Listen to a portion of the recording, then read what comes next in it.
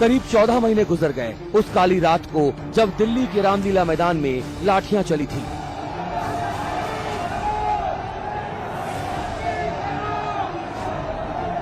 लेकिन वक्त के मरहम ने जब घावों को ठीक किया तो फिर पूरे दल बल के साथ योग गुरु बाबा रामदेव पहुंच गए रामलीला मैदान और पहली बार श्री कृष्ण जन्माष्टमी पर रामलीला का वर्णन दर्ज करने के लिए इतिहास ने पन्ने तैयार करने शुरू कर दिए।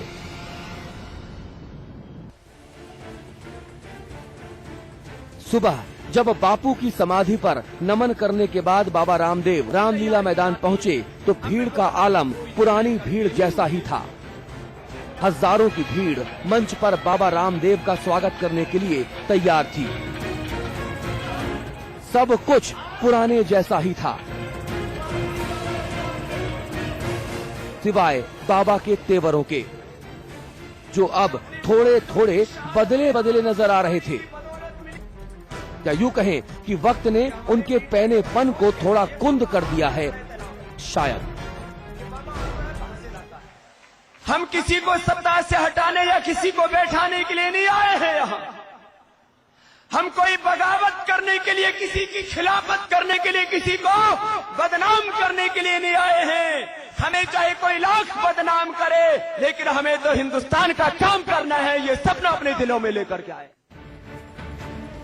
हालांकि पहले भी उनके शब्द कमोवेश ऐसे ही थे, लेकिन इस बार वजन थोड़ा कम था।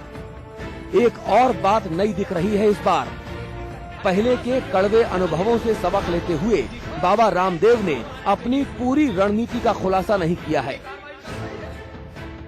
फिलहाल सिर्फ 3 दिनों के अनशन करने का ही ऐलान किया गया है। आगे की रणनीति का खुलासा 12 अगस्त को किया जाएगा, जबकि बाबा के अनशन के लिए मैदान को 30 अगस्त तक के लिए बुक किया गया है। बहरहाल सबक सरकार ने भी सीखा है, इसलिए वो इस बार बाबा रामदेव के अनशन को भाव देने के मूड में नजर नहीं आ रही। कोई मेरे पास भी तो आया होगा, कोई आता है कोई जाता है, ऐसा नहीं है कि हम ही हर जगह जाते हैं। सर, आप रामदेव के अनशन पर बैठे हैं और वो लोकपाल की बात कर रहे हैं। ये कौन है भैया, मैं नहीं जानता। ये कौन है भैया, मैं नहीं जानता, मैं नहीं जानता। लेकिन सरकार ने पूरी तरह से दरवाजे बंद भी नहीं किए हैं। सलमान खुर्शीद की टिप्पणी अलबत्ता बौखलाने वाली थी, लेकिन होशियारी दिखाते हुए बाबा रामदेव ने हरीश रावत की टिप्पणी को भाव दिया और सोनिया गांधी से लेकर राहुल गांधी तक के लिए दरवाजे खोल दिए। सरकार के एक वरिष्ठ आदमी का बयान चल रहा है कि सरकार के दरवाजे इस आंदोलन से बातचीत के लिए खुले हुए हैं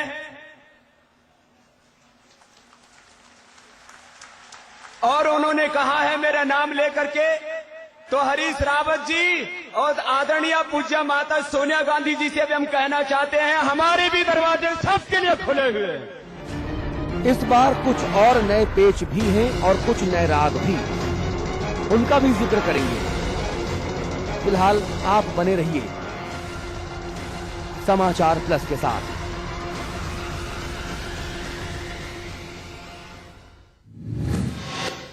और पिछले हफ्ते जब अन्ना हजारे दिल्ली के जंतर मंतर पर अनशन कर रहे थे तो उनका समर्थन करने बाबा रामदेव उनके मंच पर पहुंच गए थे। लेकिन ये क्या, जब रामदेव ने अनशन की शुरुआत की तो अन्ना ने कन्नी काट ली। अब इसके पीछे माजरा क्या है, ये तो रामदेव और अन्ना हजारे साहब ही बता सकते हैं, जो फिलहाल बताने के मूड में नजर नहीं आ रहे हैं। अन्ना रामदेव में दरार, अन्ना को नहीं आया रास, बाबा का प्यार। जी हां, चंद दिनों पहले मजबूत जन लोकपाल की मांग के लिए जब अन्ना हजारे अपनी टीम के साथ दिल्ली के जंतर मंतर पहुंचे तो उन्हें बाबा रामदेव का समर्थन हासिल था। तय हुआ था कि रामदेव के आंदोलन को भी अन्ना हजारे समर्थन देंगे, लेकिन कहानी उलट गई। जाने क्या खिचड़ी पकी, अन्ना ने अपने रास्ते अलग कर लिए।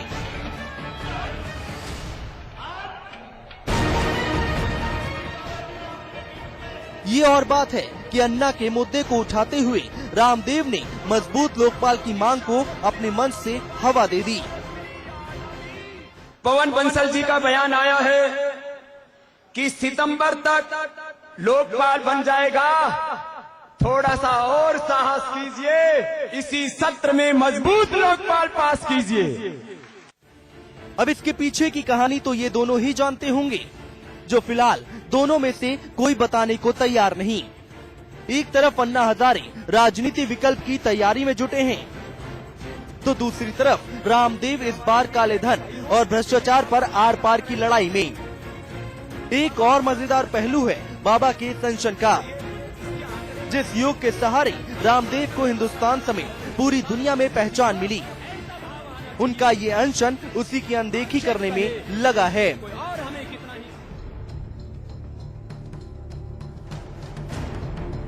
ये नजारा हरिद्वार के उस पतंजलि योग पीठ का है, जहां देश विदेश से लोग इलाज के लिए आते हैं।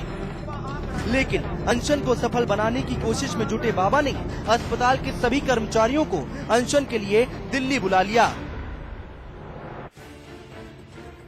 इस डर से कि कहीं लोग रामलीला मैदान नहीं पहुंचे तो बड़ी किरकिरी होगी। आम जनता ना सही, अपने कर्मचारी हैं, भीड़ तो जुटेगी। सब जितना पतंजलि का स्टाफ है सब गया हुआ है, और जितने कार्यकर्ता हैं सब गए हुए। जो इमरजेंसी है, ओपीडी है, वो तो बंद है, जो इमरजेंसी है वो चालू है। रामदेव की मांगे कितनी पूरी होंगी, अन्ना के साथ दरार की वजह का खुलासा कब होगा, ये तो आगे की बातें हैं, धीरे धीरे सामने आ ही जाएंगी। अभी तो ये देखना है कि जिस बाबा रामदेव को हरिद्वार की जनता ने ठुकरा दिया, उन्हें दिल्ली में कितना समर्थन हासिल होता है। हरिद्वार से शोभित वर्मा के साथ राहुल डबास, दिल्ली समाचार प्लस। और चलिए अमिताभ अग्निहोत्री जी हमारे साथ मौजूद हैं। आप वरिष्ठ पत्रकार हैं, आप समाचार प्लस न्यूज नेटवर्क के मैनेजिंग एडिटर हैं। अमिताभ अग्निहोत्री जी, मुझे बताइए कि आखिरकार ये बाबा और अन्ना, ये दो वो शक्तियां हैं जिन्होंने कभी सरकार को हिला दिया। सरकार जिनके द्वारे पहले गई, मत्था टेकती नजर आई, लेकिन बाद में सरकार ने इन दोनों को लठियाया भी, इन दोनों को गरियाया भी, इन दोनों के बारे में तमाम तरह की अनर्गल बातें कही भी, और जो ये दोनों मांग शुरू से करते रहे, सरकार ने ठेंगा दिखा दिया। अब आगे क्या? देखिए, पहले तो मैं कहूं कि ये दृश्य इसलिए बना अतुल, क्योंकि रणनीति के स्तर पर दोनों ने बड़ी भारी भारी चूकें की। हाँ। अन्यथा रात में 2:45 बजे सरकारी छापाखाना खोलकर लॉ सेक्रेटरी ने वहां खुद बैठकर गजट छपवाया था, सुबह 7 बजे अन्ना के हाथ में देने के लिए, जब 5 सदस्यीय कमेटी बनाई गई थी लोकपाल पर सरकार के साथ बात करने के लिए। उस वक्त सरकार इतना भाव दे रही थी। बाबा रामदेव एयरपोर्ट पर उतरते हैं तो कबीना के 5 मंत्री जाते हैं उनके इस्तकबाल के लिए, और उन्हीं बाबा रामदेव पर लाठीचार्ज भी आपने देखा, उनको महिला वेश में भागना पड़ा।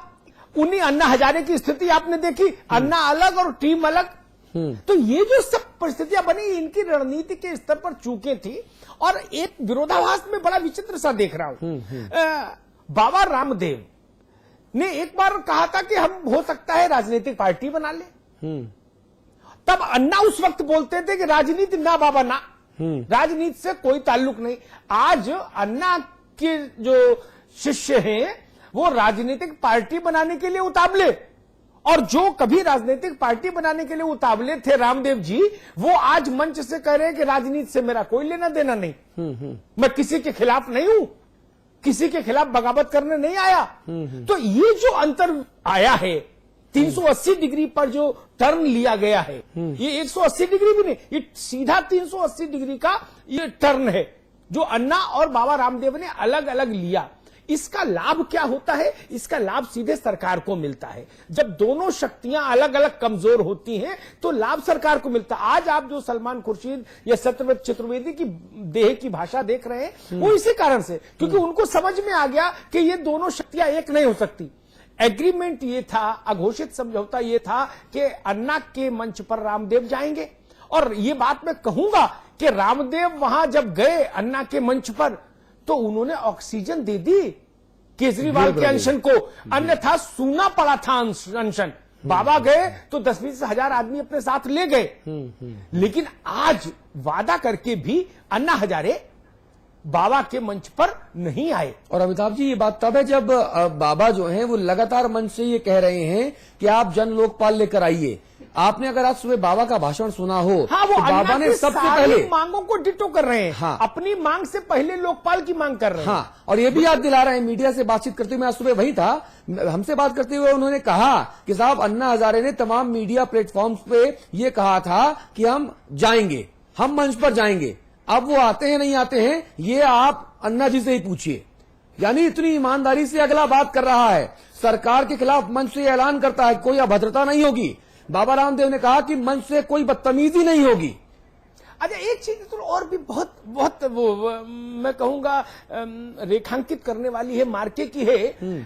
जब मंच से बाबा को भागना पड़ा था पुलिस के दमन के चलते, उसके बाद बाबा कांग्रेस और गांधी परिवार के प्रति बहुत तल्ख हो गए थे। खासतौर पर राहुल गांधी और सोनिया गांधी उनके निशाने पर रहते थे। हाँ। देश भर में वो जहां भी बोलते थे। हाँ। आज उन्होंने जिस तरह से एक सौहार्द की गंगा बहाई, शहद में डूबे हुए शब्द बोले, पूज्या माता आदरणीय सोनिया गांधी जी, तो मुझे लगता है कि काला धन आए ना आए, कम से कम कांग्रेस को राहत जरूर मिली होगी बाबा को सुनकर। नहीं, लेकिन कांग्रेस की जो राहत है वो तब काफूर हो जाएगी, मुझे ऐसा लगता है, जब राष्ट्रीय स्वयंसेवक संघ बाबा रामदेव को समर्थन देने का ऐलान कर देता है तब। क्योंकि राष्ट्रीय स्वयंसेवक संघ ने आधिकारिक तौर पर अमिताभ जी कहा है कि बाबा रामदेव के इस आंदोलन को समर्थन देंगे। नहीं, देखिए, मुझे लगता है कि बाबा इस बात को समझ गए। इस एक साल के दौरान बाबा ने बहुत आत्ममंथन किया। बाबा समझ गए कि उनका जो सेलिब्रिटी वाला जो इमेज है ना, वो भी खत्म हो जाएगी। हाँ। अगर बार बार असफल अनशन हुए। हाँ। तो वो जो क्रांतिकारी तेवर था, इस बार नहीं, इस बार तो वो कॉपी किताब लेके आए थे मंच पर, डाटा बता रहे थे। और वो समझ गए कि सत्ता पर आक्रमण करने से कुछ हासिल नहीं होगा, लाठी डंडे की गुंजाइश पूरी हो जाएगी। तो जन्माष्टमी के शुभ अवसर पर लाठी खाए कार्यकर्ता, उससे अच्छा है ये कहो कि भाई सोनिया जी पूज्य हैं, आदरणीय हैं, तो कम से कम सरकार का एक सॉफ्ट कॉर्नर तो रहे और लोगों की सहानुभूति भी मिले। आज देखो, हम माँ कह रहे हैं, माता कह रहे हैं, और माता लठ बरसवा रही हैं। हाँ, तो कम से कम अब लठ बरसने की संभावना खत्म होगी। बाबा ने जिस ढंग का एक गुडविल जेस्चर छोड़ा है आज रामलीला मैदान से, कांग्रेस के लोग मोर देन हैप्पी हैं जी। वो मान के चल रहे कि ऐसी भाषा बोलकर आप 30 दिन तक अनशन करते रहिए, स्वागत है जी। दिक्कत तो तब होती है जब आप मंच से क्रांति करने लगते हैं जी। तो बाबा समझ गए कि अगर बिजनेस करना है पतंजलि योगपीठ में, अगर दवा भी बनानी है, अगर और तमाम कारोबार भी चलने हैं, तो काला धन छोड़िए, पहले जो अपना धन है वो तो बचे जी। इसलिए क्रांति ठीक नहीं है जी। लखनऊ चलेंगे, सिद्धार्थ प्रिय श्रीवास्तव साहब मौजूद हैं, आप कांग्रेसी नेता हैं, महेंद्र सिंह जी हैं, आप बीजेपी की नुमाइंदगी कर रहे हैं। सिद्धार्थ प्रिय श्रीवास्तव जी, प्रदेश के स्तर पे अगर मैं इस आंदोलन की बात करूं, बाबा रामदेव के आंदोलन की, तो कांग्रेसी वाकई थोड़ा सा राहत महसूस कर रहे होंगे, क्योंकि जिला मुख्यालयों पर, तहसील मुख्यालयों पर भी बाबा रामदेव का नाम लेते हुए जो कार्यकर्ता जुटे हैं, कम से कम वो उग्र नहीं है, वो केंद्र सरकार के खिलाफ मोर्चा उस आक्रामकता से नहीं खोले हैं जिस आक्रामकता से आप लोगों को कभी डर लगता था। और कभी अंतर्राष्ट्रीय हवाई अड्डे पर, इंदिरा गांधी अंतर्राष्ट्रीय हवाई अड्डे पर 5 मंत्री टर्मिनल 3 पर गए थे। देखिए, कांग्रेस पार्टी के यदि मिनिस्टर एयरपोर्ट पे गए तो सरकार की सहिष्णुता को ये कायरता समझ बैठे। और रात में जो लठ चलवा दिए, और रात में जो लठ चलवा दिए, वो कैसी सहिष्णुता थी जिसपे सुप्रीम कोर्ट ने भी सरकार से जवाब मांगा। जो रामदेव जी ने समय लिया था और जो सरकार से बात कर रहे थे, तो रात के 13 बजे लठ चलवा देंगे क्या आप? रात के 13 बजे लठ चलवा देंगे आप? सोते हुए लोगों को खदेड़ देंगे? लिख के देने के बाद भी वो एक समय आता है, कहते हैं कि आंदोलन खत्म कर रहे हैं। हाँ। और फिर उसके बाद फिर मूवमेंट को, देश के लोगों को आह्वान करते हैं। हाँ। कि आप आ जाइए, आ जाइए। हाँ। आज स्थिति ये है। अरे भाई, तो सुप्रीम कोर्ट में आपकी सरकार ने क्यों नहीं कहा? सुप्रीम कोर्ट में आपकी सरकार के गृह मंत्री तो ये कहते नजर आए, सॉलिसिटर जनरल ये कहते नजर आए कि साहब दिल्ली पुलिस की खामी है, हमने कुछ नहीं कहा। जो बात आपके श्री मुख से उद्धत हो रही है, वो बात सुप्रीम कोर्ट में सामने आनी चाहिए थी, तब क्यों नहीं है सामने आई? वही कह रहा हूँ, एक सवाल जो आप जवाब चाहते हैं, तो रामदेव जी आज के समय में होस्टाइल हो गए हैं। अच्छा। और अन्ना जी के मूवमेंट जो पूरी तरह से उनकी टीम अन्ना ने खा लिया, उससे होस्टाइल होकर के वो आज जिस शब्दों का प्रयोग किए, जैसा कि आप